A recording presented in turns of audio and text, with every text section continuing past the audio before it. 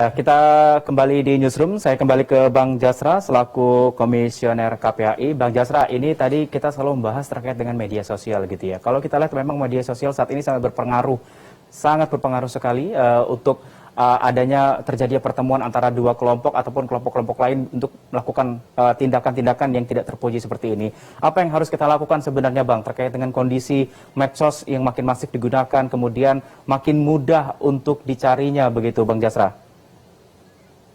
Ya, di dalam survei kita dari 25.000 anak yang kita tanya di tahun 2020, hampir 70% anak-anak kita ini kan sudah hampir 5 jam berada di media sosial, gitu ya.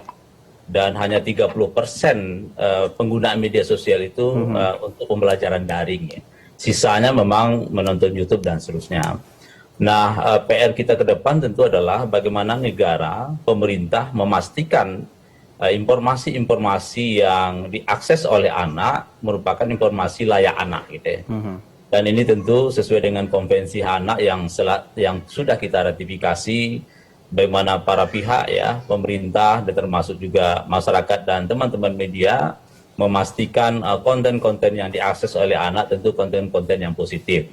Kita melihat dalam survei itu menunjukkan bahwa anak-anak kita misalnya banyak main game perang-perangan gitu ya, kemudian terbiasa melihat situasi-situasi kekerasan di game, dan ini tentu dalam jangka panjang bisa mempengaruhi pandangan anak bagaimana situasi kekerasan itu adalah situasi yang terbiasa dia lihat gitu ya. Apalagi misalnya keluarga tidak mengetahui apa yang terjadi di media sosial anak. Dan tentu pengawasannya pada akhirnya akan mengarah kepada hal-hal yang tidak kita inginkan. Seperti banyak kasus ya, mereka berjanjian di media sosial, kemudian janjian itu adalah untuk tawuran dan seterusnya. Nah, oleh sebab itu kita berharap dengan pembelajaran tatap muka yang 100% beberapa daerah, para guru ya, para pendidik memastikan bagaimana anak-anak kita bisa mengelola emosinya. Kemudian yang kedua, kita pastikan bagaimana guru juga berteman dengan anak.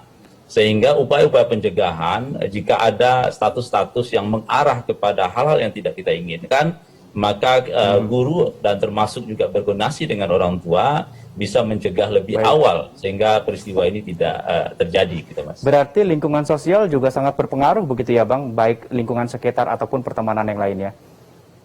Iya, jadi di media sosial ini sangat luar biasa sekali ya. Dari 84 juta anak itu menurut survei Asosiasi Pengguna Jasa Internet, hampir 13 jutanya sudah berada di media sosial. Jadi kita tidak bisa mengatakan bahwa anak-anak kita aman-aman saja di media sosial. Gitu ya. Maka orang tua segaptek apapun harus mampu berteman dengan anak. Apakah dengan cara misalnya meminta para keluarga untuk berteman di media sosial, atau mungkin para guru ya yang biasanya melakukan supervisi sekali seminggu. Ya sekarang kalau berteman di media sosial hampir 24 jam guru harus melakukan supervisi pada peserta didiknya, gitu, Mas. Baik, peran orang tua juga sangat diperlukan untuk dalam pengawasan di rumah ya. Saya ke Bang Heru. Bang Heru, terkait dengan masalah kriminalitas begitu ya. Anak-anak ini kan rata-rata di bawah umur begitu, di bawah 17 tahun bisa dibilang mendominasi begitu.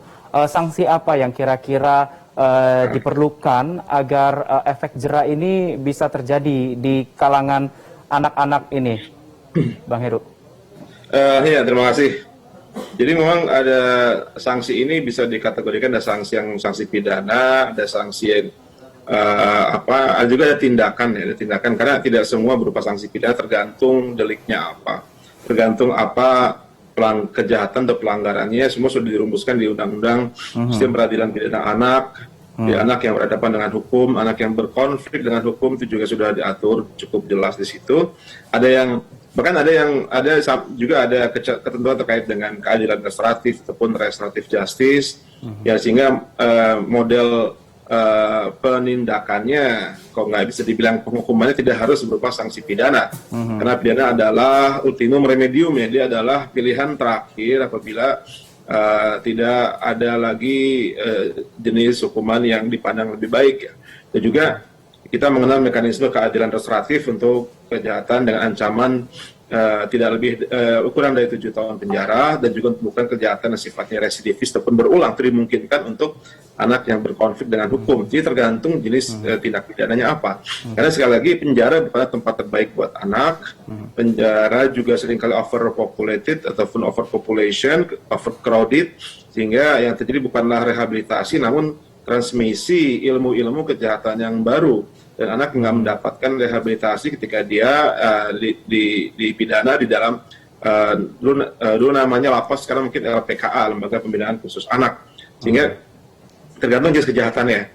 Mungkin kalau tawuran ya tidak menyebabkan kematian, tidak menyebabkan luka berat, luka parah, tidak harus semua berujung ke penjaraan, atau ya ada bentuk hukuman disiplin, sanksi yang lain sifatnya lebih mendidik lah. Itu yang dikenal dengan pendekatan keadilan restoratif.